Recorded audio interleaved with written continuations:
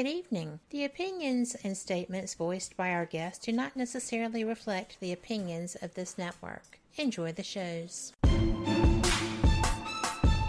You are listening to WBHM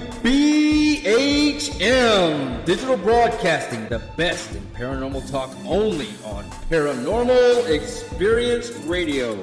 Broadcasting live out of Birmingham, Alabama.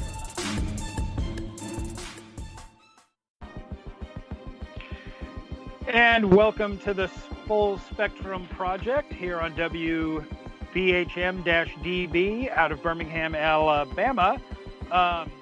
We seem to be having some difficulties getting in touch with our guest tonight. And our co-host, Pete Haviland, is ill, so he isn't going to join us. However, I am here. I am your host, Brian Clune. I am joined by Angie Mole. Say hello, Angie. You still have me.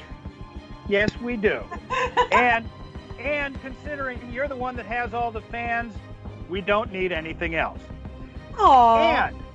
And as a special treat, our producer, Kat Hobson, is going to be joining us. And what we were thinking about doing, and hopefully it's okay with our audience, is we're going to be talking about some paranormal books written by one of the best paranormal authors I know. Are you okay, Angie? I'm fine. It's a little dusty in here, and I'm sorry. Go ahead. Okay. Well, and by best paranormal author I know, that would be me. We're not going to argue. Well, good. You shouldn't. I will tell you one thing though. I bought a novelty alarm clock yesterday.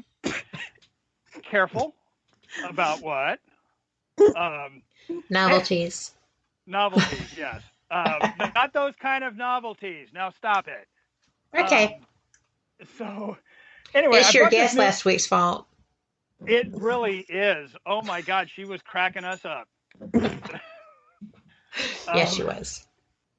So I found this bizarre alarm clock yesterday. All right. And instead of ringing or beeping or playing music, the alarm, when it goes off, swears at you. Okay. Oh, and like when my husband tries to wake me. Yeah, exactly. And I'll tell you, I really didn't realize it, but I was really in for a rude awakening with this thing. So, okay, that was good. That was good. We can roll with that. You can roll with that? I like it. Okay, good. All right, so I don't know if you guys were aware, but I'm really pushing deadline with our new book, which is The Haunted Heart of San Diego. And it really is amazing to me how much different it is trying to put a book together during the age of COVID. I'm not one who likes to rely just on the internet. I like to go to the locations. I like to visit the locations, talk to the people at the locations, and get as much information firsthand as possible. But with most everything being shut down, since last March, basically, and especially here in California, I mean, I think we've had some of the strictest lockdown procedures of just about any state other than maybe New York and Michigan. Mm-hmm. Unless you're an elected official, yes. Well, yeah. I don't really like to get into politics, but one of the things that I find so amusing is we've had pretty much, and I think at last count we've lost 62% of all restaurants in the state permanently. Oh my! That they've shut down because it just couldn't survive. But I found out that not one of our governor's restaurants or wineries ever shut down, and he owns about 40 to 50% of the restaurants on Balboa Island, and while all of the other restaurants were shut down on Balboa Island, his were amazingly open. That's So astounding. He must have had great procedures in place. He really did, yes. Kind of cornered the market there, huh? A little bit, but Very effective. But so for me, having to rely a lot on the internet, it was really difficult. Like I said, I'm not really the type of person that likes to do that. Now, pictures were almost impossible to get. Because those would be copyrighted to an extent. Well, no, because what I normally do, since I'm going to these locations anyway, is I take my own pictures.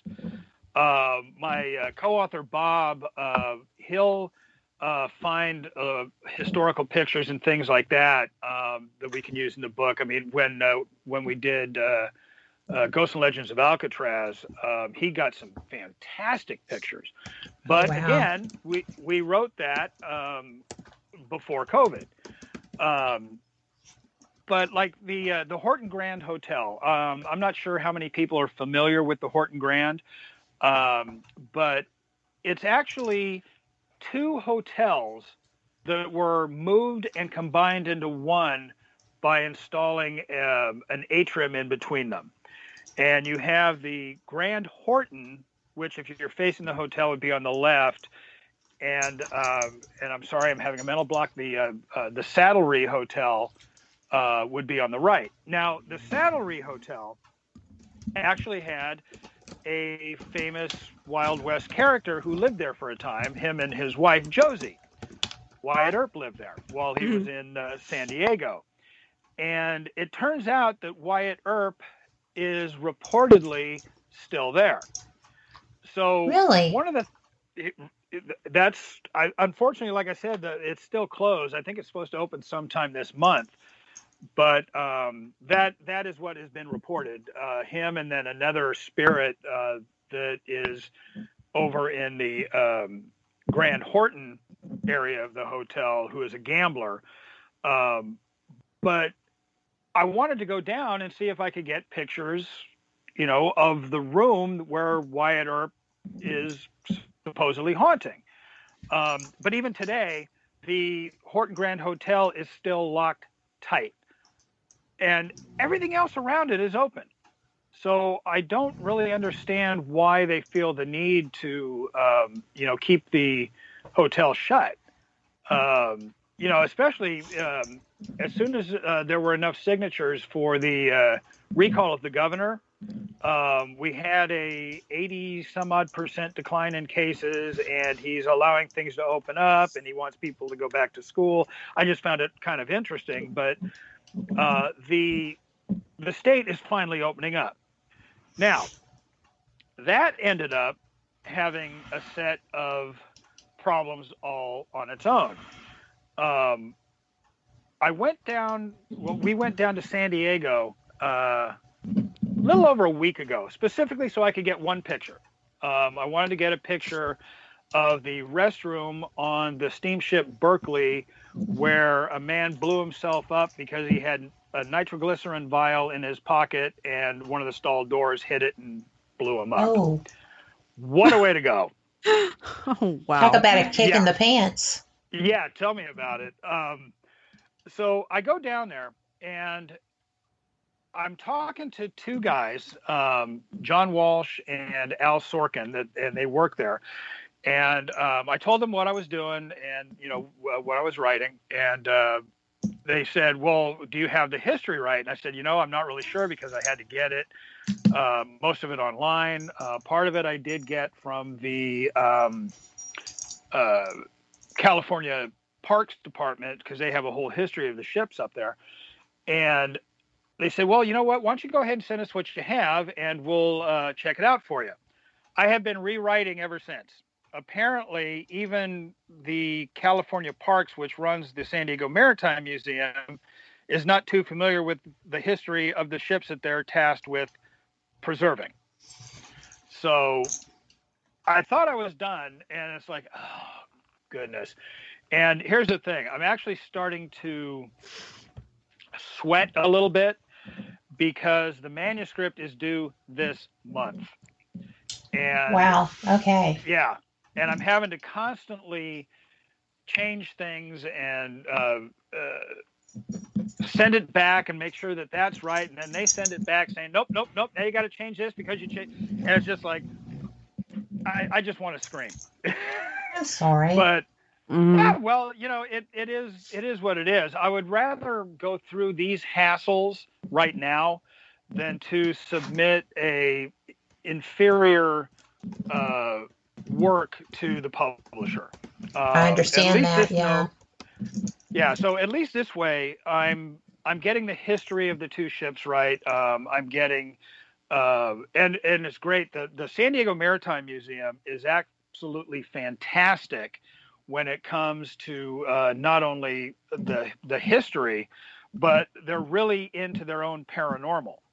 So I'm getting a lot of insight into that. And after talking to, I believe it was Al, he sent me a whole list of things that is not generally known to the public about one of the most famous ghosts actually on the Star of India, a young boy by the name of John Campbell. So, it's nice that I'm going to have one of the books that has the true story of what happened to John, which came from the logs of both the captain and I think he said the doctor of the ship. So that's really kind of nice. Okay, so even though we got a late start, I think it's time for us to take a station identification break. And I'll continue with my babbling as soon as we get back. So I hope you all will stick with us, and we'll see you on the other side.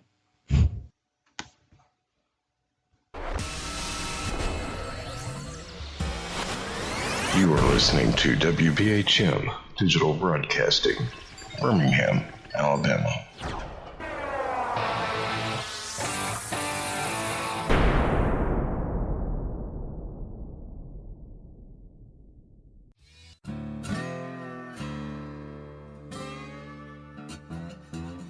Oh, come on. I'm Southern, but...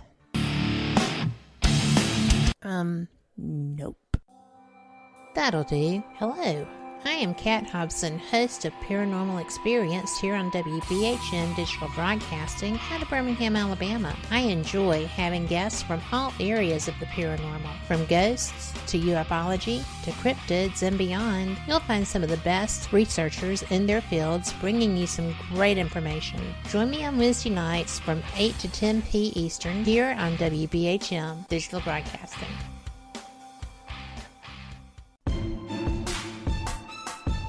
You are listening to WBHM Digital Broadcasting, the best in paranormal talk only on Paranormal Experience Radio. Broadcasting live out of Birmingham, Alabama. Since 1948, Fate Magazine has brought you reports of the strange and unknown, all of them true. Fate Radio is carrying on that tradition, bringing you the unusual, macabre, strange, and bizarre. Join host Kat Hobson Sunday nights from 8 to 10 p.m. Eastern on WBHM Digital Broadcasting.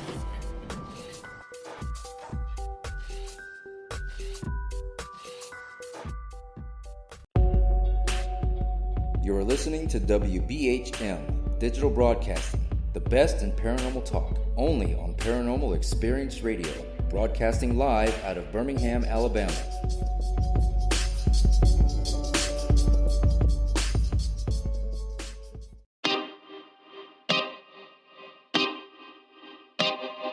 This is Jason Bland, host of Midwest Paranormal Presents Paranormal Soup, where we stream live as a webcast every Sunday night, 11 p.m. to 2 a.m. Eastern, with guests who will blow your mind. Live ghost box sessions where you can call into the show to see if the spirits will talk to you, and the world wide web of weird with the latest in paranormal news and evidence. We're bringing the weird every Sunday night, 11 p.m. to 2 a.m. Eastern on our Facebook page and YouTube channel. Don't forget to follow and subscribe.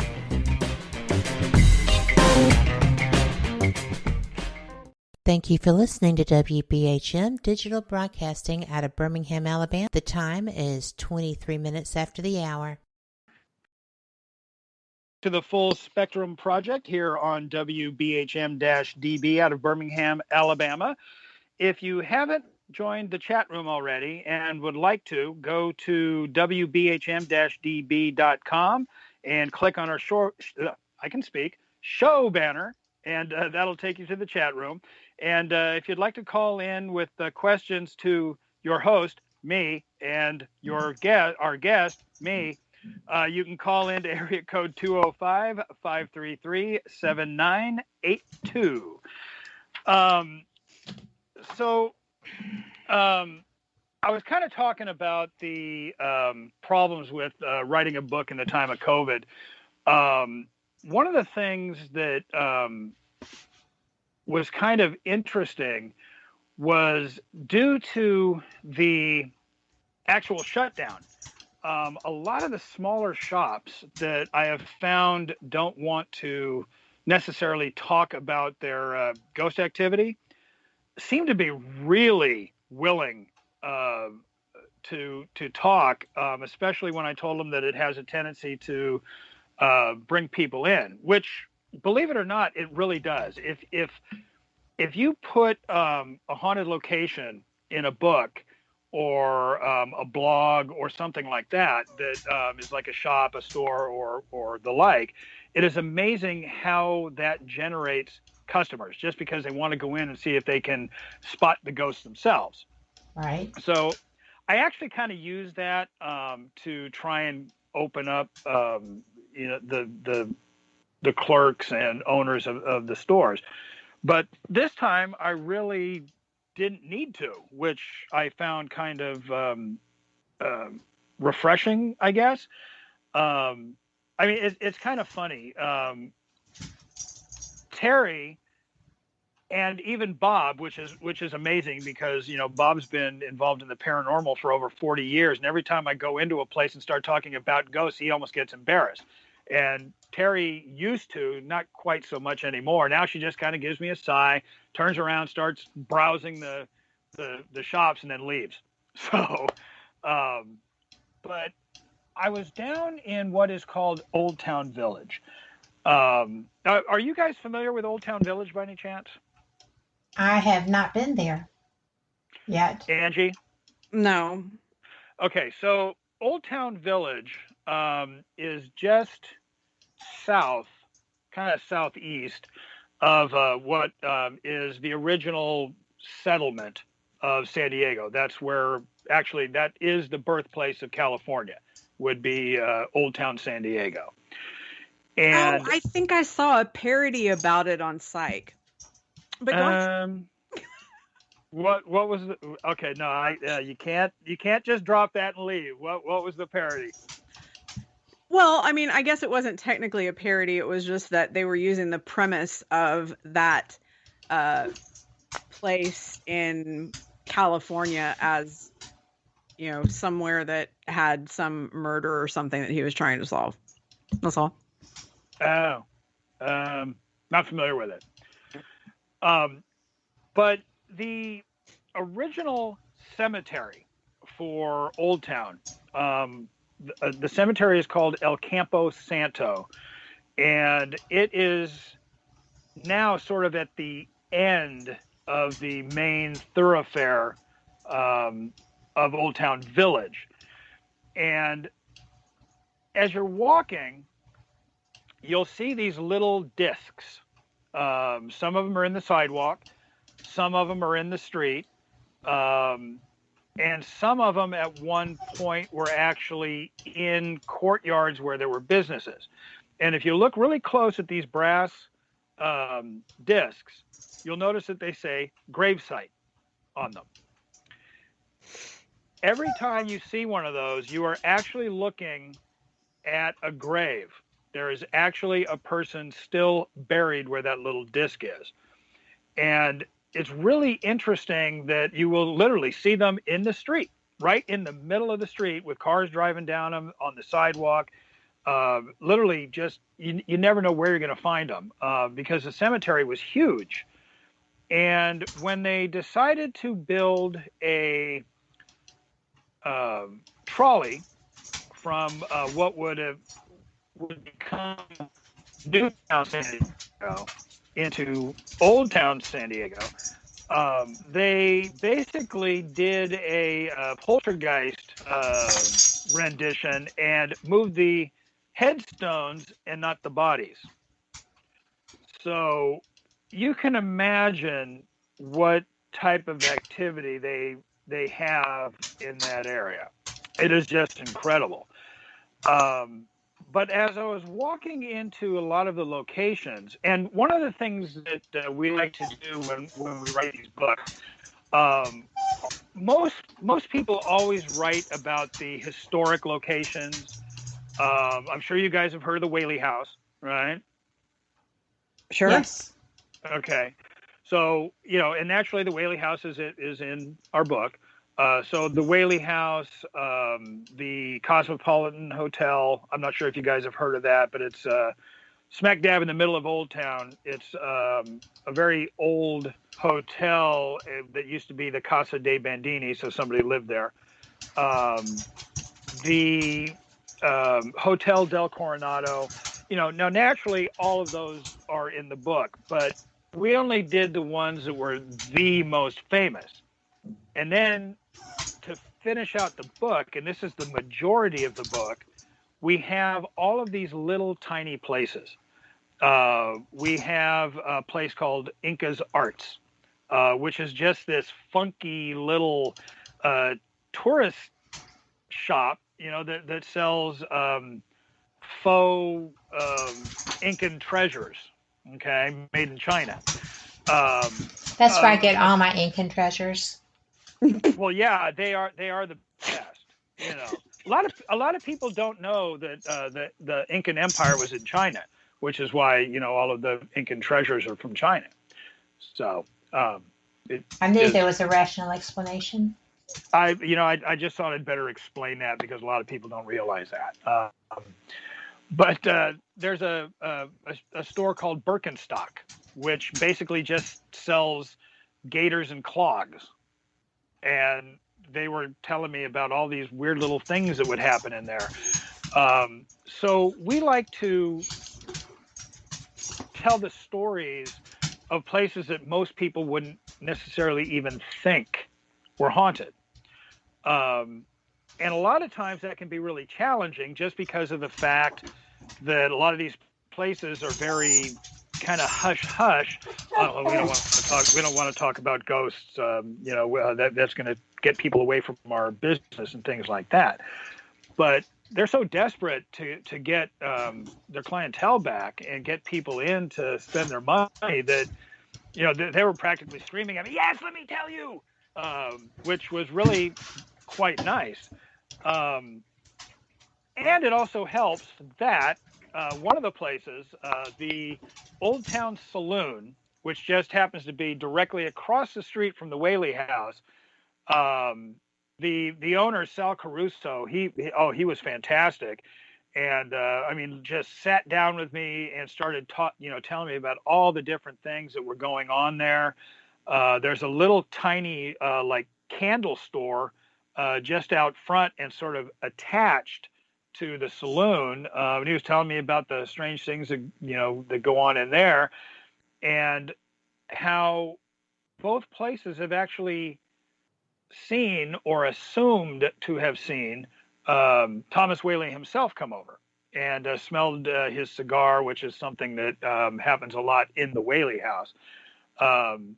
So that's one of the things that we like about how we do it, is the fact that you get a lot of locations that you would never even think about checking out and going in and saying, "Hey, do you have ghosts?" Which makes it really nice. But Sal also said as soon as everything opens up that Bob and I are can come down and do an investigation of the saloon. So we're actually really looking forward to that. And the best thing, if we don't find any spirits, we can go to the bar and there will be spirits. So, we're looking forward to that as well. No? No, I like that. That's my favorite kind of spirits. Yeah, definitely. The ones that pour spirits. Yeah, good point. I like that. There's a question in chat. Oh, there is?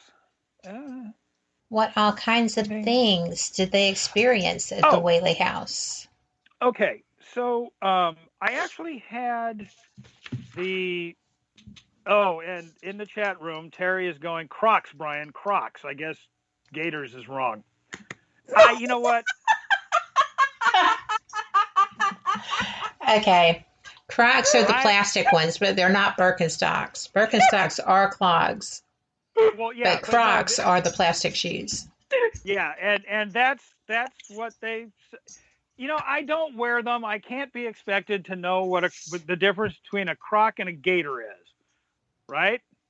Okay. I've never been to Africa before, but elephants exist. Yeah.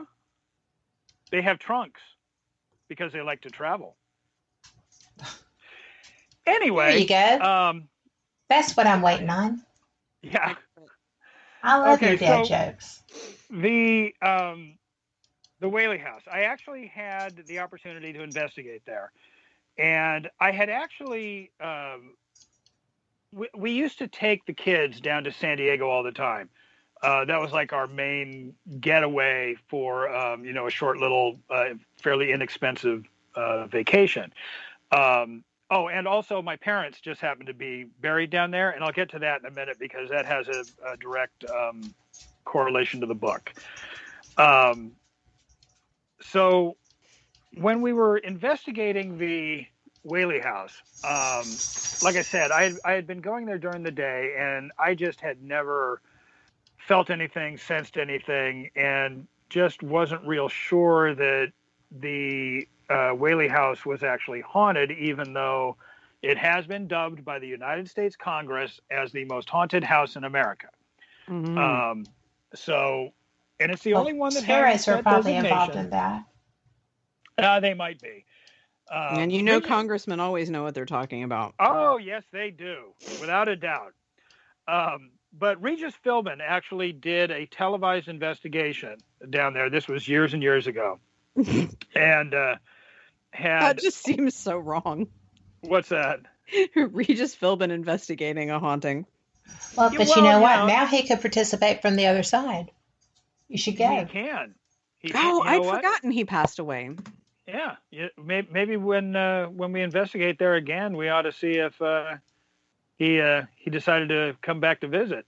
Well, anyway, so while we were there, and things don't generally affect me during investigations, but something I thought was really kind of odd was we were sitting in the courthouse.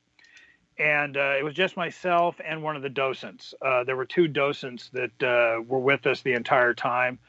And I can't remember the question I asked, but the docent started to talk to me about how upset Thomas Whaley was with his youngest son because his youngest son did not want to carry on the family business. The son wanted to be a musician and artist and, just kind of go out on his own. And he kept talking about how Thomas Whaley kept getting angrier and angrier. Well, while he's talking about how angry Thomas Whaley was getting, I noticed that I started getting angry. And that's just not something that generally happens to me. And I finally... I think he'd been talking for maybe 5 minutes. And I mean, I was literally starting to just, get red-faced. I was getting so angry. And I finally looked at the docent and I said, can you stop the story there for a second. I need to make a note of this. So I was reaching for my notepad, and I was going to make a note about the fact that I was starting to get angry. And as soon as he stopped talking, it completely went away. Now, I'm not sure what that was, whether Thomas Whaley was there and I was picking up on him, or whether it was just a matter of psychosomatic anger. I've never been able to quite figure that out. Are you prone to that? No, not at all. I mean, I have about as much psychic ability, maybe a little bit less than my tennis shoe. So, obviously you have more. But seriously, I mean, things like that.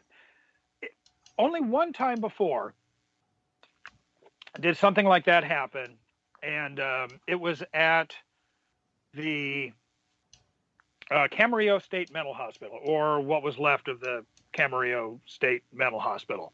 Are you guys familiar with that place? I'm not.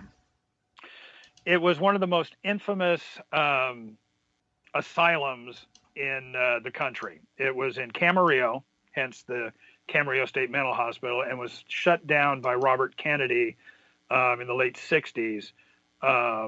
And that's where they first did lobotomies and practiced lobotomies and just did all kinds of strange things. And I had been trying to get my daughter interested in the paranormal, doing investigations, and she really wasn't into it. But I told her, I said, look, Camarillo State Mental Hospital is now Channel Islands University, which I find hilarious just because this place is extremely haunted. And you guys know me. I don't generally say that unless a place really is. But we had gotten into one of the wards, and we don't break in, so the door was open, and we were kind of, walking around checking it out, and we went into one of the longhouse dorms, and what this is, it's a room that's probably 100 to 150 feet long, and they would have had beds on either side. And as we go in there, a couple of my team members went to the other side. Bob was kind of in the middle, and then my daughter was standing near me. And all of a sudden, I started to have a panic attack. Again, not something I generally have unless there's a serious reason for it. And I'm standing there, and I just get this urge to bolt from the room. In my head, I was thinking, if I don't get out of here, we're going to get locked in and we're all going to die. And, just these thoughts that were just not normal. Especially for me, because, usually haunted locations don't bother me a bit. Well, I'm looking over at my daughter, who's looking at me, and she looks up and she goes, "Are you okay?" And apparently I was kind of like gritting my teeth or something, and I just kind of looked at her and went, And now all of a sudden I'm wanting to panic and flee, but at the same time I'm thinking, okay, if I do that, I'm going to freak my daughter out. I'm not going to freak my daughter. So I'm standing there, literally, my fists are clenched, and all I want, I'm shaking, and she keeps looking at me with this look on her face, like, "Are you okay? Are you okay?" Bob comes up and he looks at me and goes, "Dude, what the hell's wrong with you?" And I'm just going, nothing. Everybody finally got finished, and we left the room, and I swear, the minute I left the room, I felt fine. Now, those are the only two times something like that has ever happened. Genuinely, with all the haunted places you've been? Yeah. Wow. Yeah, I mean, I've had spirits talk to me, I've had spirits touch me, but I've never had my emotions played like that. And to be perfectly honest, I'm still not sure what to make of that. Now, here's a little funny tidbit about Camarillo. My daughter was being very stoic, and I was kind of, she never told me that she wanted to leave. But I found out when I got home that pretty much, a lot of the time that we were there, she was on the phone with her mother saying, "Tell him that we need to leave. Please tell him to get us out of here. I want to leave now." It was just kind of like, I felt so bad after finding that out. It was just kind of like, oh, the poor thing. And no, she has never gone on an investigation with me again and never will. All right. You know what? I kind of strayed from the Whaley House. I promise I'll get back to that. But right now we do have to take a station identification break. And we'll continue with my babbling as soon as to catch you on the other side.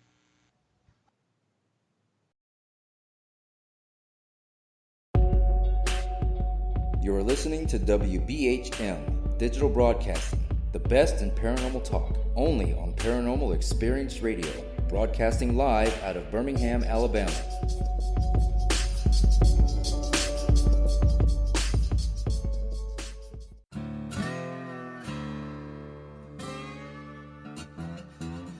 Oh, come on. I'm Southern, but... Nope. That'll do. Hello. I am Kat Hobson, host of Paranormal Experience here on WBHM Digital Broadcasting out of Birmingham, Alabama. I enjoy having guests from all areas of the paranormal, from ghosts to ufology to cryptids and beyond. You'll find some of the best researchers in their fields bringing you some great information. Join me on Wednesday nights from 8 to 10 p. Eastern here on WBHM Digital Broadcasting. Since 1948, Fate magazine has brought you reports of the strange and unknown, all of them true. Fate Radio is carrying on that tradition, bringing you the unusual, macabre, strange, and bizarre.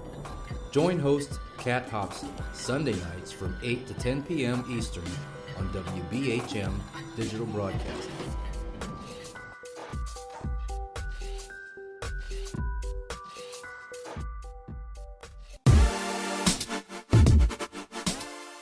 Listening to WBHM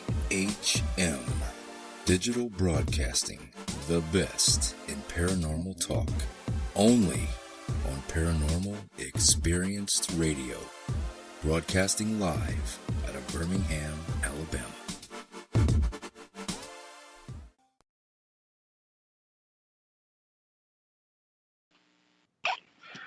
And welcome back to the Full Spectrum Project on WBHM-DB out of Birmingham, Alabama. If you haven't, can I interrupt you for a second? Absolutely. We were talking in the break, and y'all all know how fun I say that is, right? But Angie, the answer was Hitchhiker's Guide to the Galaxy. Ah. Oh, okay. So, reward system. Okay. And that's all. I actually only saw the movie, although my son keeps telling me that I really need to read the book. He says it's completely different. Read the book. It is. And if I remember right, weren't there like 2 other books in the series? Or am I thinking of something else? I don't know. It's been so long since I did anything but watch the movie. I read the book in high school. But I think high school. I've been college. Well, I'm still trying to... Go ahead. My life philosophy can be, pretty much understood if you read Hitchhiker's Guide to the Galaxy or watch it. And if you also read Way of the Peaceful Warrior. Combination, weirdly, of the two. Huh. So there you go. Now you know me. Yeah, I'm going to have to check that one out too. Although I do. It will change you. Well, it's kind of funny. You guys know I'm a pothead, right? And by that, I mean a Harry Potter fan. Yeah. All right. And it amazes me how many people say, Harry Potter, come on, grow up. Now, to be honest with you, I am getting a little older and I really should grow up. So as my first step into trying to become more mature, I'm actually going to give away my air guitar. I'm actually going to give it away for free. I am. What are you going to wail on like special moments? Oh, I don't know, maybe an air drum. Yeah, it's just the air guitar needs to go. A And like I cajon. said, I'm gonna give it away for free, no strings attached. So it should be good. Oh my god. I love it. What? That was What? excellent. And considering that I was just looking at my bookmarks and the one I hit was guitar multi-effects. Well, there you go. Now that is what you call serendipitous. So, Without a doubt. Yes, he without a does. doubt. Terry Okay, just so, said that Douglas Adams has 6 novels. Yeah, but I'm just wondering if they're all part of the Hitchhiker's Guide series. That I'm not sure. I don't know. So how many of you know have heard of the Kinect? I'm not sure they call it that, but it's the one that puts up stick figures. Oh yeah, the one that's the SLS camera. Yeah, and it's supposedly those stick figures are ghosts. There two of the people that were with us on the investigation had the SLS, and I found it amusing because I actually, and that is if you believe these things, which I'm very leery of. I had a little girl walking around the house with me, and she was sitting on my head. Yeah, they don't have a lot of spatial recognition. Kind of like my dog. My Aussie has no spatial sense whatsoever. Yeah, so I'm kind of wondering about those, but now one of the things that I thought was interesting is I did capture a really good EVP, and it was really the only tangible evidence that we caught, or at least that I caught. Anna Whaley, in her older years, could not go up the steep steps. And her bedroom, as she got older, was just off of the parlor. And the parlor itself, there's an entryway that's rounded, and that is where Yankee Jim Robinson was actually hung. This was before the house was built, and they just happened to put this archway between the two rooms, right where Yankee Jim was hung, and that's a sad story in and of itself. So anyway, I was back in the room that Anna Whaley was staying in when she was elderly, and you can see her garden, and she used to take wonderful care of the garden at the Whaley house. And I had asked if she still liked going out into her gardens. And right after I asked this, you can clearly hear a woman say, "I love it."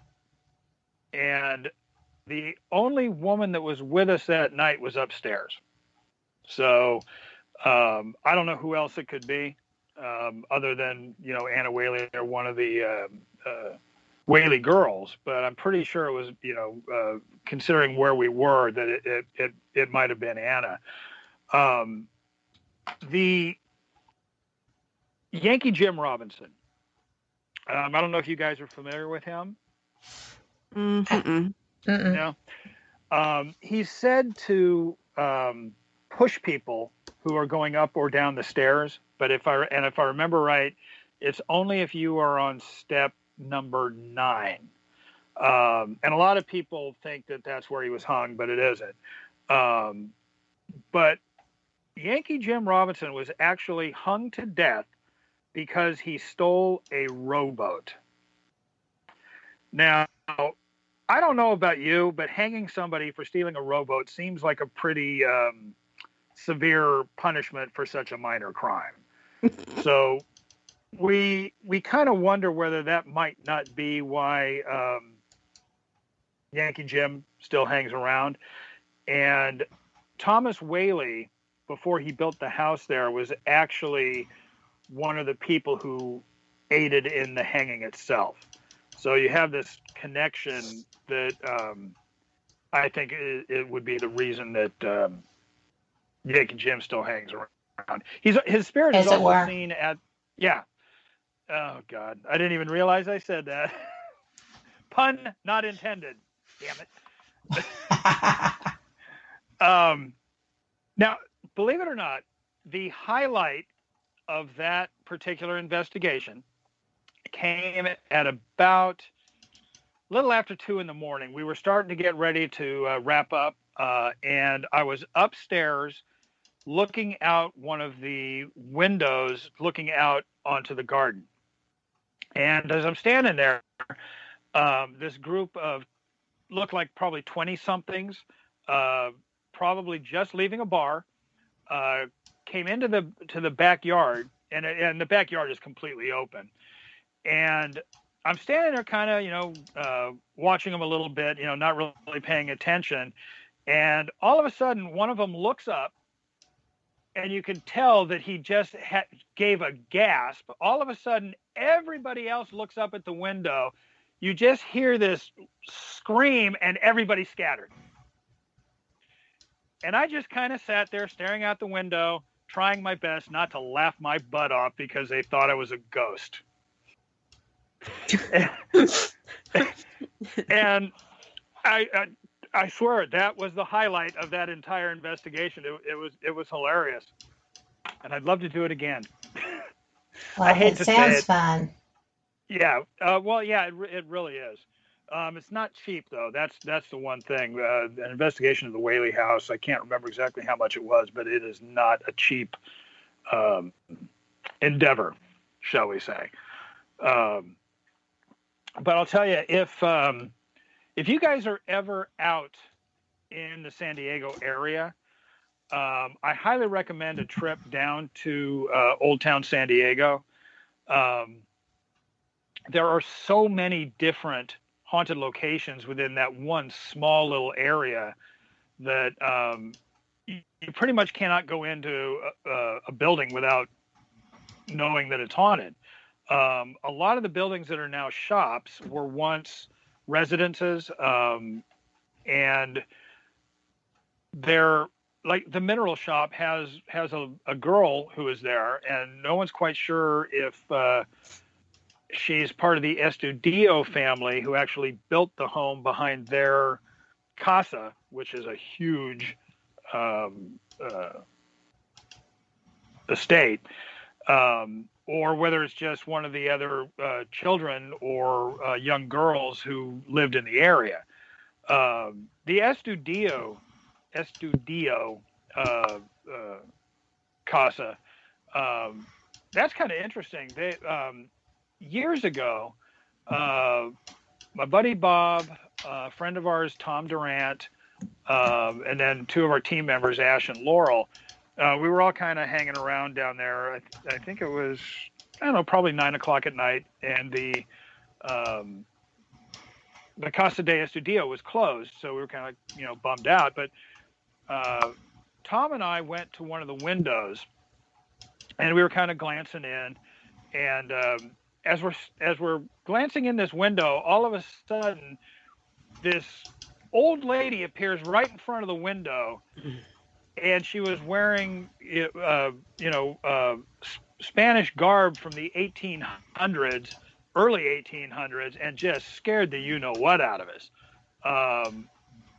Considering there was not supposed to be anybody in there at the time, we're still not sure, to be honest with you. And I'm making no claims. All I know is it really scared us. The casa also has a priest who actually had his own bedroom and a chapel in the Estudillo home, because the home itself actually served as a kind of a meeting place for the townsfolk. And so they had a priest staying there, and his spirit has actually been seen at the Casa de Estudillo.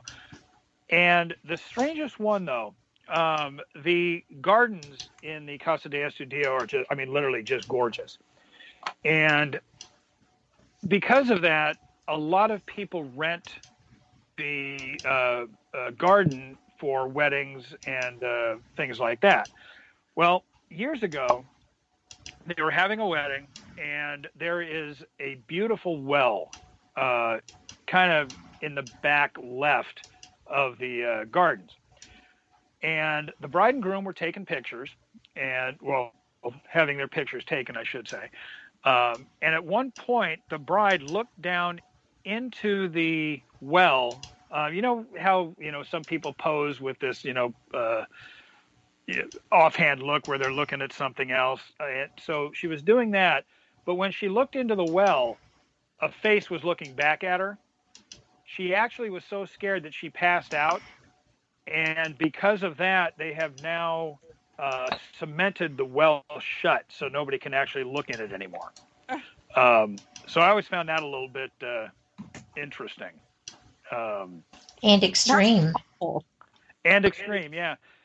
But apparently it had happened a few other times, but not to that degree, where people, were shocked or surprised and had mentioned it. But I guess when the bride herself passed out, that was all she wrote. They thought no more, and they cemented it in. Which, like you said, I think is a bit extreme. You also have, and they have changed their name, but there is a Mexican restaurant in there that has had reports of paranormal activity going back into the 60s when the restaurant was first created. Back then, it was called the El Fandango. And they literally had people saying how they would actually see ghosts just walking through. So, if you wanted some spirits with your lunch, there you go. Okay, so it's coming up at the top of the hour, and we need to get ready for the Weird World News. But first, a quick station identification break, and then we will be back with Angie Moley.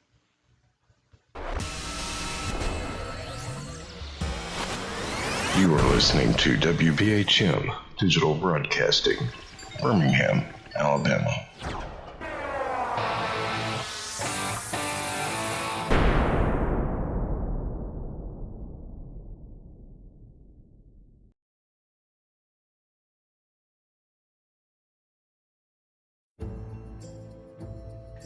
I am going to try and do this with the same flair as our co-host and friend Pete Haviland would do it. So Angie, if I don't, my apologize. But now, with the Weird World News, it is Angie Mole. Take it away, Angie. Thank you. Thank you very much. I mean, you did good. Obviously, no one can replace Pete, and no one's trying to. But you did good. I'm happy. I'll try and perfect that later on, but just not now. Practice. Yes.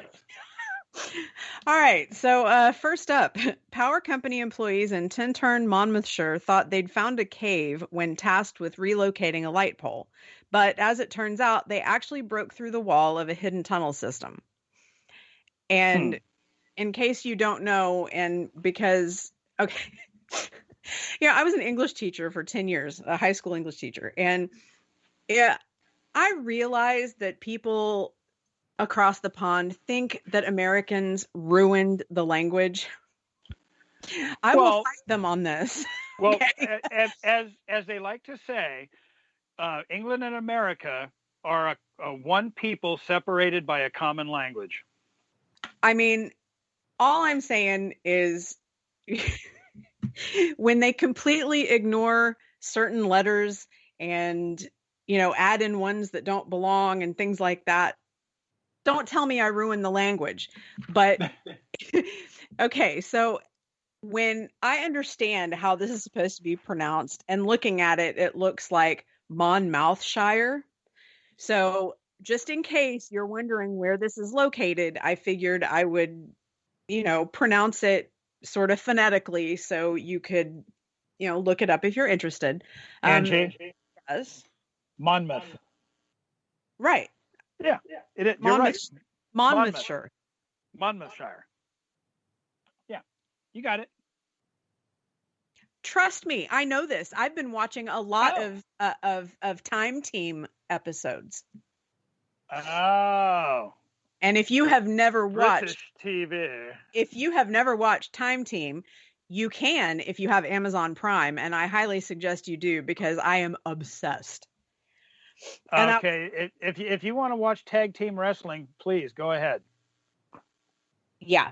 And that was exactly who I thought of when I first found this story. But the company immediately stopped operations in the area, and they soon discovered that the tunnel was part of a network of tunnels very close in location to the Tintern Abbey, which is from the 12th century.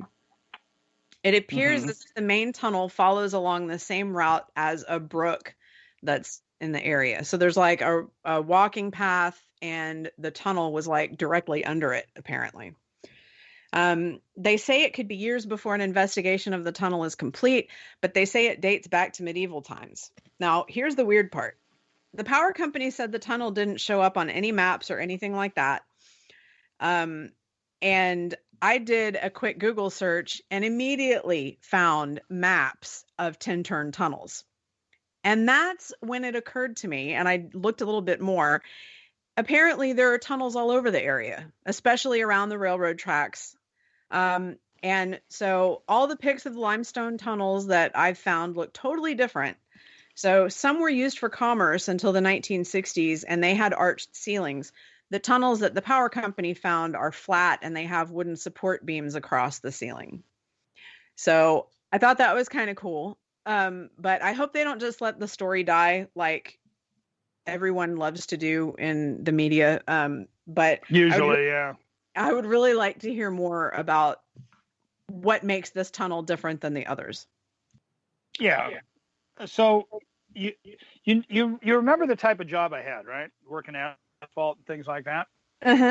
There were actually times when we would have to go into tunnels for our work, and don't think less of me, but I remember one time when my coworkers were in one of these tunnels and it collapsed. I was going to report it to the police, but it sounded like a minor problem, so I didn't. You know, you have no way of knowing this, but that segue is very interesting with the next story. Really? No, see, maybe I am becoming psychic. Possibly. By the way, do you happen to like driving through tunnels? Because I know a lot of people do. I do. We've got an underwater one down in Mobile. Yeah. Yeah, it's awesome. I'm okay driving through tunnels, but whenever I have multiple passengers and I have to drive through one, it hurts to hold the steering wheel. And I think what's happening is I have carpool tunnel syndrome. That could be. All right, I'll stop. Wow. I love this stuff. I asked for it. I am sorry. You did. You literally did. Literally did. Okay. All right. Well, in that case, I sure could use some fettuccine Alfredo. Mm-hmm. Let's see what happens. Okay. So a grave digger in Mount Sinai, New York, died after being buried alive. Right. The man was leveling out the bottom of a grave 7 feet below the surface when the sides collapsed in on him, burying him alive. His coworkers were present, and they tried to dig him out to no avail. First responders from multiple agencies worked to free the man in time, but were unsuccessful, and he was pronounced dead at the scene. Now, I'm not saying that anybody did anything wrong, and they are investigating the incident, obviously, but I feel like this isn't something that should be happening in modern times. Probably not. And so, I mean, I know that they're looking into it and all that. It just seems a little, I don't know, kind of weird for this century. So, well, accidents happen though. I do even understand nowadays. that. And I also realize that, and this is going to sound kind of, well, probably not sound kind of strange, but, with the weather patterns changing because of climate changes and things like that, I understand that the ground isn't necessarily going to respond the same way as it has either. I mean, I live in a part of the country that has vertisol soil, and that's basically like a kind of a loamy clay, and it's a shrink swell type thing. And so, anytime you look at a house down in like Southeast Texas, if it doesn't have foundation repairs, it's going to need it. Yeah. And that's just how it is. We all know that. And so I can see how, you might start working on something and it seems to be okay. And then, maybe the ground dries out a little and you come back to it in a few days and it shifts. No. But I don't know. I just feel kind of like unsettled by the whole thing about that poor guy. So. Yeah. You were talking about fettuccine, right? Yeah. So do you know what you call a hooker who works for spaghetti? I do, but I can't say it on the air. So what's your answer? A prostitute. Oh. yours is, okay. I'm sorry. It kind of yours is an answer too. Okay. It kind of all started years ago when my mom laughed at me when I said I was going to build a car out of spaghetti. You should have seen her face when I drove pasta.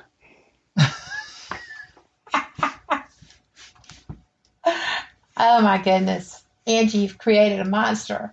And she probably told you not to. And because you had to do that, you ended up in hot water. Oh, boom. Angie, I love it. Boom. Drop the mic, baby. No, it's brand new. I love this thing. Okay, so researchers have observed that 3 shark species in the mesopelagic zone off of the coast of New Zealand possess bioluminescence. The shark species were already known to scientists, so they weren't new discoveries, but nobody knew that the fish produced their own light. Allegedly. Ooh. Light producing cells. Did they have fake fish helping them? Well, light, they always end up giving themselves away somehow. Light producing cells are called photopores, and these sharks have them all over their underside. The reason for it isn't exactly known, but I suspect that 2 of them were already identified as bioluminescent beings, since they are named the southern lantern shark and the black belly lantern shark. Maybe. Kind of makes you think that maybe someone somewhere had already seen one of them light up. I realize that we're talking, 3,000 something feet below the surface or whatever, but I mean, how else are they going to get that name unless somebody saw them light up? Anyway, Well, I'm with you. You're right. You caught them. the third is the Kite Fin Shark, and at 5 feet 11 inches, that makes it the largest known luminous vertebrate on Earth. yeah. Really? Interesting. Wow. You were talking about how they got their names. Mm-hmm. You've seen the movie Jaws, right? No. You have never seen Jaws. No. What is wrong with you? We don't have time for all that. Plus, right, those records are sealed. Plus what? Those records are sealed. Jeez. There are theories, but I will not confirm nor deny. So you may know that the shark in that movie was kind of like this animatronic shark, and they actually ended up giving him his own name, Bruce. Did you? I don't know if you were familiar with the fact that they did name the shark Bruce. I don't recall the like actual biblically name. wreathed? What's that, Kat? Like the biblical wreath? I don't know. They just named it Bruce. Or Babe Ruth? Bruce. Bruce with a B. Bruce. Like Springsteen. Yeah, kind of. But like it was a girl. Actually, that was Jaws 3, 4, or 12. I don't remember which one. So Bruce, after he got his name, became a just became a huge. And when he got famous, it changed him. I mean, seriously changed him, and he became a starfish. Should I shut up now? I mean, you want me to Venmo you something, so you will? I don't know. No, I asked for it. I totally asked for it. It's okay. Hey, do you know what that stuff caught in a great white shark's teeth is called? A surfer? Slow swimmers. Oh. I have not seen Jaws, but I have seen Piranha and Piranha 2: The Spawning. Ooh. Yeah, watch Jaws. Yeah, if you can watch Jaws, you can watch that. I mean, you're really underestimating Piranha 2: The Spawning, but whatever. I think I've actually seen that. Here's what's funny. You've heard the term jumping the shark? No. I think it comes. I think Happy it comes Days. from Happy Days. Yeah, that's what I thought. Oh, well, see, I haven't watched that either. So there was Jaws 1, Jaws 2, Jaws the Revenge, Jaws 3D. Then there was another Jaws. I think by 3D, the entire series had literally jumped the shark. Yes. I could not believe how many of those. It's like you had to become brain dead to watch them. Yes, literally. They just kept getting worse. Yeah. Now the first one, seriously, Angie, you really have to see it. It is a great movie. You'll It is love a great movie. Mm. And it was well produced too. It was. Okay. If I remember right, Steven Spielberg directed it. So it actually was a good movie. Okay. We'll get back to your news. Okay. Viagen, an animal cloning company known for their ability to clone people's pets, cloned an endangered black-footed ferret recently. A ferret named Willa died in 1988, and her DNA was frozen during early cryogenic technology. They used Willa's DNA to clone Elizabeth Ann, and she will be used in the fight to restore black-footed ferret populations. Are they endangered? I love the black-footed ferret. Yeah, they're great creatures. Now, they thought that they were extinct, and then a rancher in Wyoming in 1981 started seeing them. So that was really good. But, you can clone all you want, but if you don't fix the habitat issues, it's just going to continue having problems. So, I'm a huge prairie dog person. I love them. And the black-footed ferret not only will share the burrows of prairie dogs, but they'll eat them as well. So there's that. The same company. The black-footed ferret will eat prairie dogs? Yes. Oh, I did not know that. Yeah. Huh. That's a bummer. I actually like both of those animals. I do too. Well, I don't know if you knew this about me, but I used to do prairie dog rescue. Oh, did you? Yeah. They are so cute. You That's remember very years cool. ago when they were like really popular pets, and people would get them, and they were these cute little pups, and most of them had been vacuumed out of their holes, so they weren't quite right in the head. Yeah. Well, once they hit rut, they get really angry, and that happens right around middle October. Right around Halloween, they're little terrors, and they will bite the what out of you. Right. And they just want to be left alone until springtime. And so people wouldn't know what to do with them. They would get them around March or April when they're born, and then right around the rut in October, towards the end of October, I would start getting phone calls. I'd start getting emails, and they're like, "Oh, well, I have to move and I can't take him with me." I'm like, "Really? I bet that's the case." Okay. So I ended up with a ton of prairie dogs that people didn't want. And, I found ways to make it work. And, the very first one I ever got, I had him neutered. So I never had those issues to start with. But anyway. So it's actually legal to have prairie dogs as pets in Texas? Yeah. Well, I guarantee they would not allow that here in California. As a matter of fact, believe it or not, California is still the only place I believe on the planet other than, well, you know what? I don't know whether Hawaii made them legal or not, but they are illegal in California. Ferrets are, because they say if they get out, they will destroy the ecology, which is hilarious because the ferrets that you can buy as pets have completely grown out of any ability to survive in the wild. They have no sweat glands, so they have that going against them, and it's just I think it's just a control thing. But you know what? No, California being overbearing and controlling their citizens? No way. No, Surely never. you jest. That could not possibly happen. Stop calling me Shirley. So, I did hear, though, that I don't know if it's the government, but somebody has opened a deer cloning service. And it's for anybody wanting to make a quick buck. So, okay, so the funny thing is, you must not know very much about deer. Yes, dear.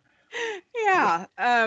That is a whole other show, but deer hunting is big business in Texas, and I'm not even going to get into all that, but yeah, here's go ahead. No, go ahead. Oh, I was just going to say, I mean, you do make a quick buck. Yeah. That way. Well, I'll tell you, I don't know much about deers and things like that. I don't even know what the cloning machine does. Well, that makes two of us. Well, so do they have to get the normal gestation period, or do they just make them? I really, the gestation period, okay, here's the thing. So, okay, this same company, Viagen, they cloned a wild Mongolian horse last summer, and that was how they decided that they were going to continue with experimentation, working with endangered species. Now, I guess it was more than a couple. I don't know. I've lost all track of time. I looked into Viagen not too long ago. I wanted to find out about their procedures and the prices. Because I started reading some news stories about people who were getting their pets cloned. And, I've kind of grown up believing that, like, you only have, like, one and done. Yeah. One real, like, dog in your life, like, you'll have a bunch of dogs, but there's only one, like, the dog. Yeah. And I was like, okay, I've got, things that you still may be able to extract DNA from. So, I contacted them because I would love to have another one of my dogs. And all I can say is that having my pet cloned is a luxury I will likely never be able to afford. It's simple enough and very well thought out, but there were a couple too many zeros for me. Ooh, yeah, I can imagine. And I would be willing to drop a pretty penny on it too, let me tell you. But I mean, at some point, you have to realize, like, it would probably do me more emotional harm than it would good, because, it's not going to be the same dog. It is not going to have the same experiences growing up. It's not going to have, all of the stuff that made her the way she was. Right. And, to answer Kat's question, I don't remember.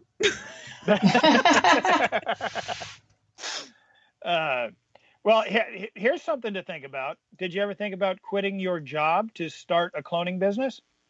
You know what the best thing would be? You could be your own boss. You'll get there. No, Later. I'm hoping you'll get there. I'm hoping you'll deliver a punchline that elicits a giggle. Hey, I can only do what I can do. Which ain't much, apparently. And apparently my jokes are doo-doo. Okay, that was good. That was good. Now, normally, I only do like 4 stories, but okay, I'm going to break in real quick and say I'm sitting here in the live chat as well. And yes, Sherry, I too heard crickets. Sherry! I don't know if you remember a couple of months ago, but Brian was using like a recorded sound of laughter or something. I don't remember. I was not. People were just really enjoying my jokes. Your neighbors are crazy then, because they were hanging out around you going nuts every time you told a joke. But I think, maybe I need to start using the crickets one. Or I can open the window behind me, one or the other. Okay, but I have a bonus story. Uh-oh. So a plane. Okay, so I'm actually getting really nervous all of a sudden. No, it's fine. But you remember that you gave me homework last week about I needed to find a story that involved something. Oh boy, yeah, Do you remember what that was? Yes, I really wish I hadn't. Yep. Well, I found a story that includes it. No. There was a plane that was going from Sudan to Qatar, and it had a stowaway with a bad attitude. Somehow, a cat got on a plane and hid in the cockpit. That'll do it. He was fine for about half an hour after takeoff, but then he popped up in the cockpit, surprising the heck out of the crew. The staff tried to catch him, and of course, it managed to get loose because it's a cat and they're crazy. And given that the cat was, acting like a cat, the pilot had to turn the plane around and go back to Sudan for a decatting. Don't make me turn this plane around. Only a cat. So that's the pussy story. Coach. Not only Coach. You can scream for it all you want to, but I'm pretty sure it's not just going to come to you. All right then. Not only do you have to wonder how the cat got there, but you also have to wonder why. What in the world? Because it's a cat. Well, yeah. See, that right there, they're awful creatures. But since nothing about cats makes sense, I guess we're really never going to know why the cat got on the plane or why it wanted to act like a little idiot. Well, Cats on a plane are very much like snakes on a plane. Equally horrifying. I was going to say, cats are not hard to understand. Okay? To understand a cat, all you have to do is realize that the cat is king and the universe revolves around the cat. And it doesn't matter why the cat does something. It only matters that the cat did something. This is how you deal with cats. Just as a, FYI. See, I don't deal with cats. I deal with a lot of cats. I'm a cat especially person. This one. That. But yeah, especially this one. I'm a dog person too. I was going to say, I have to be nice to this one. She's my producer. Well, and I laugh at your dad jokes. Yeah, that definitely always helps. Well, because I truly like that. So, like I said, somebody has to laugh at them. Well, they're funny. Anyway, I guess that's kind of all I got. Okay, then. It was informative as usual, even without actually getting your homework right. So, I can tell you about how things went at the chiropractor the other day if you want. I don't know. No, let's not. Thanks. I said chiropractor. I know, but come on, Angie. For this show, that would really be a stretch. So we won't. Well, you don't know anything about my chiropractor's office, now do you? No, I do not. So yeah, quiet it's airtime. just a strip center. It's not haunted. This was really a great segment. I loved it. That's Here why on Angie has WBHM fans Digital and- Broadcasting out of Birmingham, Alabama, where we have the best dead jokes and weird world news on the planet. Yes, we do. I was going to say, and that's why Angie has fans and Pete and I don't. She's taken over. She is. I'm not moping, though. And she's not dropping the mic either because it's new and she likes it. It's brand new and I love it. Yeah. Okay. So, was that all you got, Angie? I mean, yeah, oh, okay. So here's something kind of interesting. So, there was some kind of odd stuff that started happening in my house recently. And, I've never lived in a home that hasn't had entities in it. Mm-hmm. And it's never been a problem. Well, okay, I take that back. I had one that really liked to hide stuff that I needed. And as soon as I didn't need it anymore, it came up, showed up. And usually it was very expensive. Like I lost the title to a car. I didn't lose the title to a car. It took the title to the car, put it in a locked room behind a bookcase, and I had to go get a bonded title and pay like an extra $500 to sell the stupid car. And then like 2 weeks later, we found the title, and I'd never been in that room. So I don't know. Anyway, it was my dad's room. I didn't go in there. So I've always lived with things like that until I moved up here to College Station. And then the house I moved into, I mean, there were a couple of things that happened when I first moved in, and then nothing. Yeah. And I was like, well, that's weird. And then I moved into a different house, and I've been here for, 2.5-ish years. Nothing until recently. Well, what's been happening recently? Well, I've been having to replace the batteries and smoke detectors like every month or so.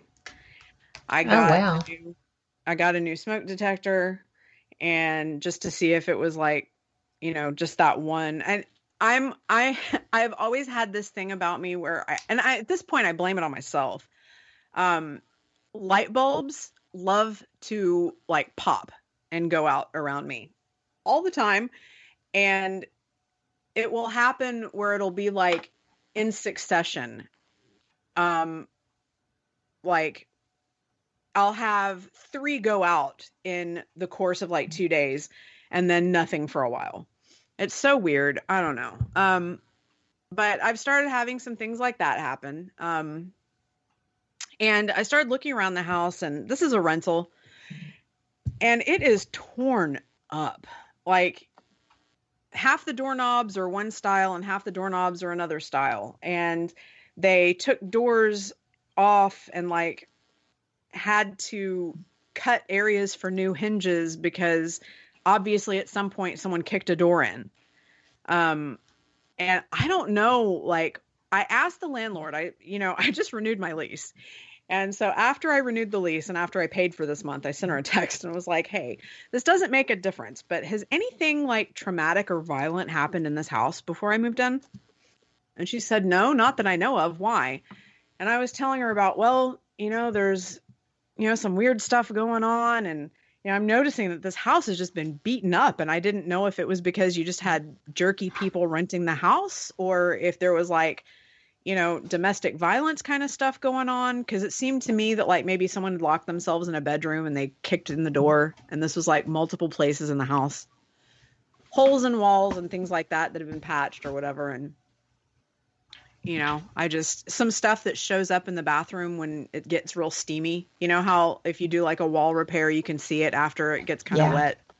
Yeah. So just stuff like that. And, she said nothing has happened and, she would know, but and I don't know if she would tell me or not, but I also told her, I was like, I've never lived in a house that didn't have something in it until I moved up here to College Station and nothing happened here. It's been so boring and quiet. So I didn't want her to think that I was going to like pick up and move out overnight. If she said, oh yes, the person who lived there before you was murdered, I don't know. You want to hear something kind of along those lines? because you were saying how you can see things sometimes when they're wet. Yeah. You know how, like with, say, glossy paint, sometimes you can look straight on and you won't see something, but if you kind of, look sideways at the wall, I guess it's because of the gloss, it causes things to kind of be seen that you can't see when it's straight forward, right? Okay, so years ago, we were on our way to Tucson with my son, and we decided to stay at the Congress Hotel in downtown Tucson. I had booked a haunted room, and what did you just call him and say, "Hey, I want to book the haunted room," or did you have a room number?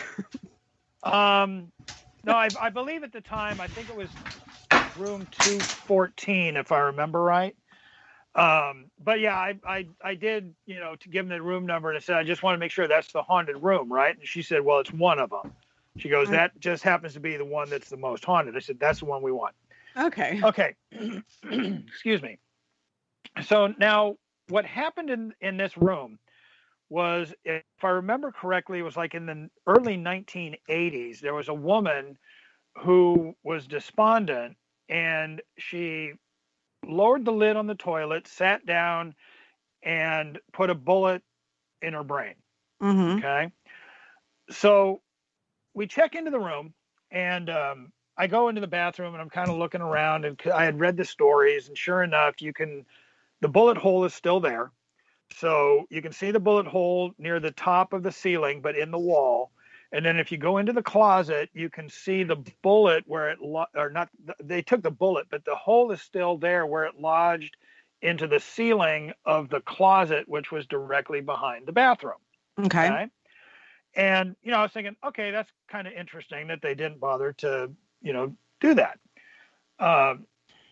fix the holes or anything. Right. So we spent the night, and, I kind of did a little investigation thing, although it was really noisy, because just below the room window was this courtyard bar where they had live music. But I came to the conclusion that the reason people thought it was haunted was because it was directly over that room is one of those metal spinning fans that the wind spins. You know the ones I'm talking about? No. Okay, it's like a metal dome that has slats in it, and the wind pushes it and makes it go in a circle, and that draws a vent. Yeah, and that draws the words are hard, air Brian. down. Huh? Words are hard. They are. Okay. They're really hard.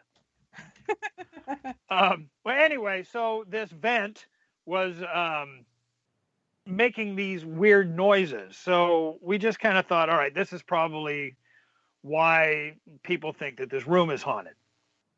So the next day, we're getting ready to leave the hotel, and I'm carrying some of the luggage down to the car. And when I come back up, Terry looks at me and she goes, come here.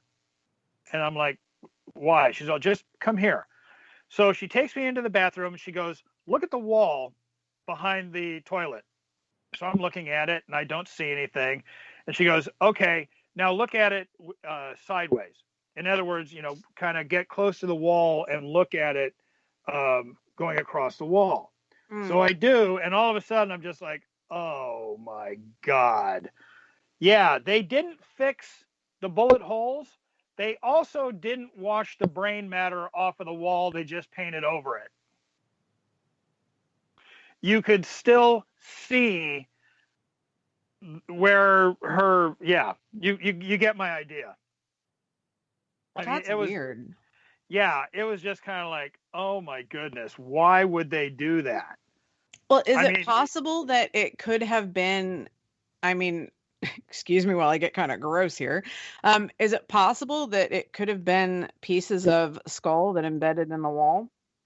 Well, I'm sure there was some of that, but there was just too much of it. It was like a splatter, and it was just kind of really like Oh my Lord. I mean, it was just gross. Did you Now, poke at it? No. Missed opportunity. It Go was ahead. definitely a missed opportunity, but luckily we were leaving, so I wouldn't have had time to do it anyway. However, I may actually want to go back at some point just to see if they cleaned it. But it was just kind of like, oh, I couldn't believe they had done that. It was just wrong on so many levels. Yeah, that's pretty bad. Yeah. So in the chat room, Terry, you seeing that? Yeah. Terry says that, or maybe the drips came back. I guess it's possible. And that would kind of go with a haunted room, I suppose. Okay, now I'm really hoping that's Cat and not like Frankenstein's monster coming in. I think so. My dogs have been scratching at the back door for a while, but I'm like, nah. Yeah, no, that just sounded like one of those creepy doors that would be in one of those old Frankenstein movies or Dracula movies, you know? Just, oh my gosh, we have sound effects. Awesome. I love it. So, all right. When we were talking about, excuse me, Haunted Heart of San Diego, I had mentioned that my parents were buried down in San Diego. I don't know if you guys remember me saying that. Yeah. So they're buried at Fort Rosecrans National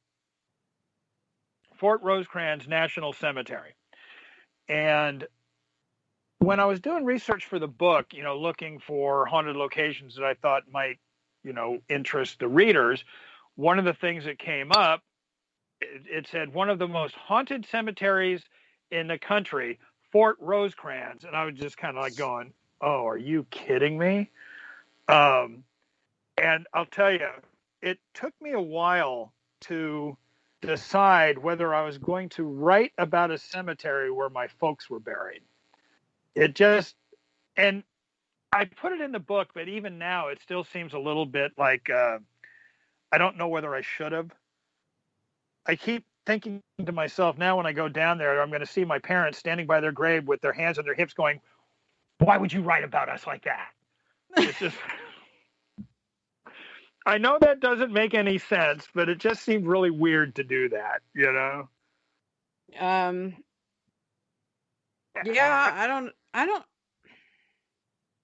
I don't know. I can't really see a downside to it though. Well, I mean, to writing about it, I guess is. Yeah. Like I said, though, the whole time I'm doing research on the, You did though. You left us. Did she though? Because she's still here. You know what I think? You know what I think we ought to do is I think we ought to just listen and maybe we could find some things to blackmail her with later. But hey, we have music. I can't dance to that. I don't know. It's Silver Bells just came into my head. I was thinking more along the lines of the twist, but okay. Yeah. Well, yeah. I'm just, Kat, are you there? We were just sitting here thinking that we should just stop talking and listen to see what you might say so we could blackmail you later. I mute my mic when I walk away. Yes, but you didn't. I didn't. Oh, well, you had a whole bunch of noise in your ears. I'm so sorry. That's okay. I mean, she wasn't gassy. She wasn't cussing. Nothing. I know. You're no fun at all. I'm fun. I'm just trying to make sure that everything goes copacetic for y'all. I know. So anyway, what I was saying is while I was doing research for the cemetery, it just kept popping into my head that my parents are buried there. And it was just sort of this weird feeling that the whole time I was writing about it and researching it, it just was, I don't know, odd, shall we say? Surreal? Surreal. Yeah, that's a great word to use for it. And I don't know, it was just one of those things that it was like, okay, yeah, I'll keep going. I'm going to put it in there. And, now I'm thinking, God, I hope my parents enjoy it. That is, if they can see the book in the afterlife. But, all right. So anyway, we have come to our final station identification break. We'll continue with, well, who knows what we'll continue with when we come back, but I hope you all will stay around and bear with us. So we'll see you on the other side. You are listening to WBHM Digital Broadcasting, the best in paranormal talk, only on Paranormal Experience Radio, broadcasting live out of Birmingham, Alabama.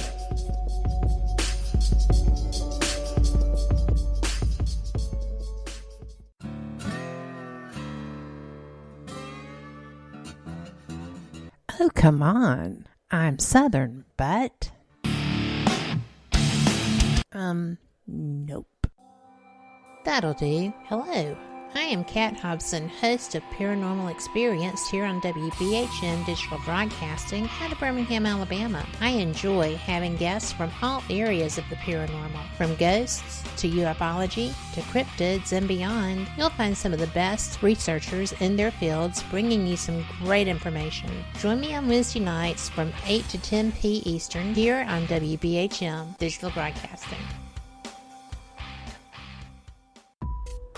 Since 1948, Fate magazine has brought you reports of the strange and unknown, all of them true. Fate Radio is carrying on that tradition, bringing you the unusual, macabre, strange, and bizarre. Join host Kat Hobson Sunday nights from 8 to 10 p.m. Eastern on WBHM Digital Broadcasting.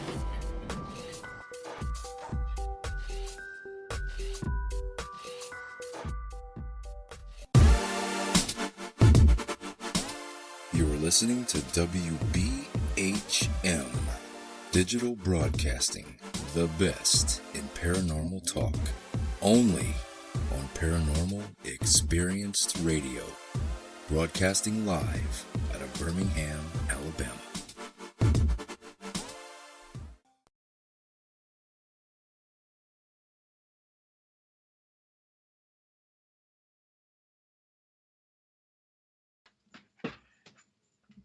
We live now?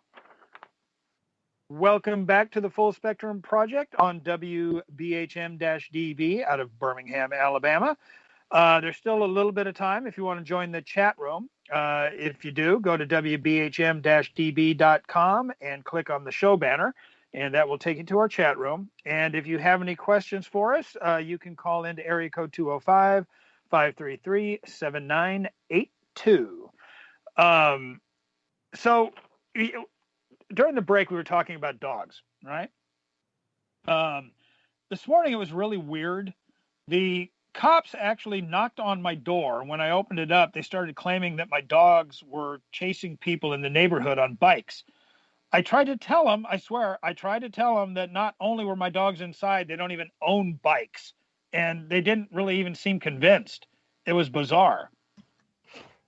Now, I did have a bike once. It kept falling over every time I got off of it. I guess it was too tired. You asked for it. You got it. Okay. So, I'm actually lightheaded from that one. I was going to say, are you okay? I mean, I need to eat too, but I'm pretty sure it was your joke. Air quotes. What can I say? Oh, do the air quotes go with my air guitar? No, it goes with the word joke. Watch it. So you guys have heard of the Hotel del Coronado, right? Mm-hmm. Have you heard about Kate Morgan? She's the ghost of the Hotel Del. Mm-mm. Really? It's kind of surprising because Kate Morgan's actually fairly famous, I guess, which sounds kind of funny. She had possibly committed suicide in November, I believe it was, well, they found the body, I believe, November 29th, 1892, if I remember correctly. They found a 44 American eagle lying next to her. So they assumed that it was suicide. Now, one of the things that I found kind of interesting. Oh, but before I go there, I had been contacting the historian for the Hotel Del to try and get some information about the history of the hotel and as much information about Kate Morgan as possible. Now, I didn't really expect to get too much info on Kate Morgan because the Hotel del Coronado is a very, and I do mean very, upscale resort. And usually when you have resorts that are very snooty, shall we say, they do not like to talk about anything paranormal. Mm-hmm. The Hotel Del is completely different from that, and it really surprised me. The historian, would send me anything I wanted. I would have a question, she would send it back, and then all of a sudden in the mail, I get a book. This was a couple days ago, called Beautiful Stranger, and the entire book was written by the Hotel del Coronado, and it was specifically about Kate Morgan, her death, and her ghosts. So all of the ghost stories that I'm putting in that chapter come directly from the Del Coronado, and they're all stories that the guests and employees and staff have put together that have actually happened to them. So they're all firsthand accounts, and I mean, I was just so happy that they did that. I mean, it's I was just surprised at how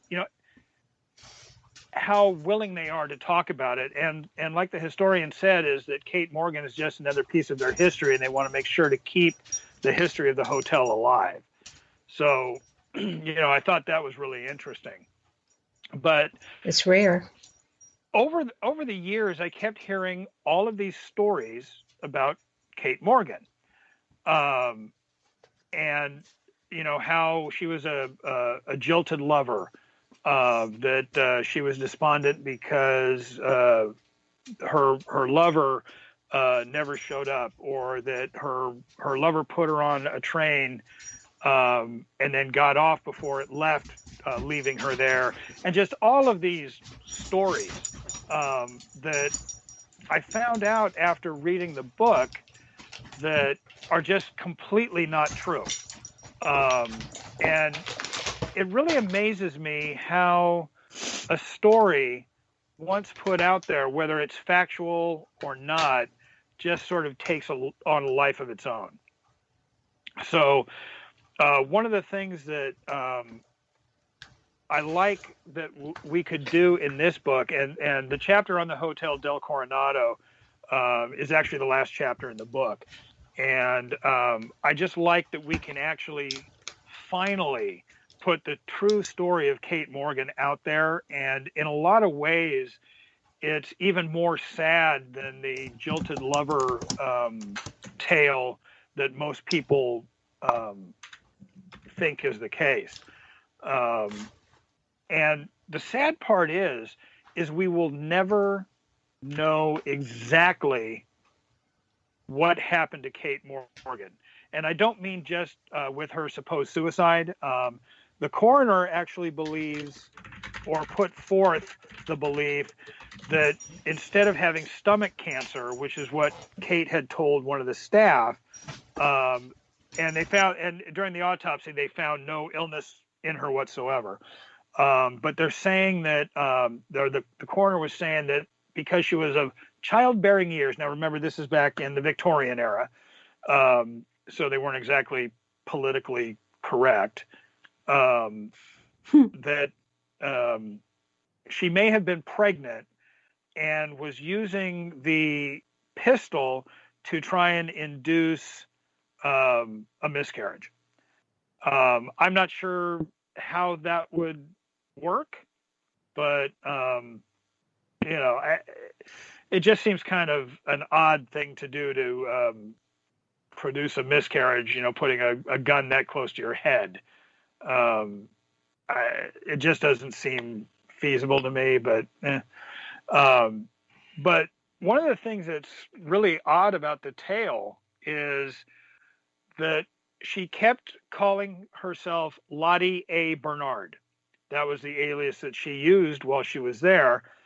And she kept saying that her brother, who was a doctor, was going to be meeting her at the hotel. She would literally go down there every day and ask if her brother had, made contact, had sent a message, and fully, everybody believed that her brother was going to show up at the hotel and take care of her. Mm-hmm. The whole time she was there, she appeared sick. But like I said, in the autopsy, they didn't find anything wrong with her. And it turns out that she had actually left her luggage, even though she kept saying that her luggage was at the train station. She had left her luggage in Los Angeles because she was working at a wealthy family up there. And that's how they ended up finding her name, Katie Anderson. But then it turns out when they looked through her trunk, her name was actually Kate Morgan, Morgan being her married name. Her maiden name was Farmer. And like I said, it's a really sad story. But even today, Kate Morgan wanders the hallways. You can actually stay in her room, which is now 3327. And that room is said to be extremely haunted. And luckily, the historian is going to allow me to come down and take a look at the room when COVID is over. So hopefully that will be soon. That'll be a neat opportunity. It really will. At some point, I would like to stay in the room, but I think the cheapest the cheapest price for one of the rooms starts at, I believe, like $255, something like that. So that's a little out of my price range, but I'm hopeful that someday I can do it. I hope you can too. Yeah, I mean, it would really be great. And, I was really surprised at everybody down in San Diego, how open they were to answer questions, to let me talk to them. I have not found that in any other city that I've written about or any location I've written about. The willingness of everybody to just open up and talk. And it was just really a fantastic experience. And I just hope that I have more success in other locations, although I'm going to be writing my next project, which I'm going to start within about a month. The publisher has asked me to do a book entitled Haunted Route 66, California. Oh my gosh. I am really looking forward to that one because the research means I have to drive Route 66 and walk Route 66. Here's the interesting thing. The publisher contacted me when Terry and I were driving back from Texas in November, and we just happened to be on Route 66 when the call came in asking me to do a book on Route 66. I just thought that was how cool. Rather amusing. Yeah, it was really kind of cool that it happened that way. So, well, it looks like we're out of time because we have to end a little bit early today. But my apologies for our guest not being able to be on the show. There were some technical difficulties on his end. So hopefully we can reschedule him. And unfortunately, this is the second time John has had to, or that we have had to postpone John's show, not through a fault of his. But so, John, if you're out there listening, we hope that we can actually get you on next time. But please join us at some point. So we'll say good night now. I'm your host, Brian Clune. Angie, say good night. Good night, y'all. And Kat, our producer, please say good night, Kat. You don't get to do that often. Good night, Kat. So until next week, we want to say thank you for joining us, and please be safe. And we hope to have a good show for you next week. And we hope everybody will tune in to listen. So thank you so much.